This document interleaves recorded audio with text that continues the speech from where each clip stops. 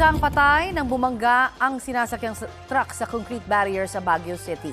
Ayon sa pulisya, nawala ng preno ang naturang truck na may kargang mga punla ng halaman sa Barangay Asin Road. Pahirapan ang pag-rescue sa driver at dalawa niyang pahinante na naipit sa sasakyan. Nasawi ang isang pahinanting edad 67 anyos. Nagpapagaling naman sa ospital ang driver at isa pang pahinante. Wala pa silang pahayag. Patay ang isang babaeng guro matapos barilin ng kanyang kasintahang sundalo sa Del Gallego, Camarines Sur. Ayon sa mga saksi, abala sa pagkain at pag-inom ang magkasintahan kasama ang kanilang mga kaibigan sa gitna ng pagdiriwang ng piyesta sa barangay Nagkalit nitong Lunes ng gabi.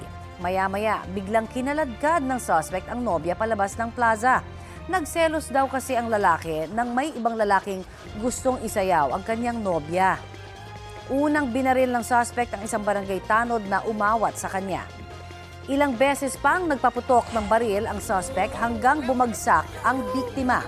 Ayon sa mga saksi, nagbaril din sa sarili ang suspect matapos barilin ang nobya. Nagpapagaling pa sa ospital ang suspect at ang barangay tanod na binaril niya.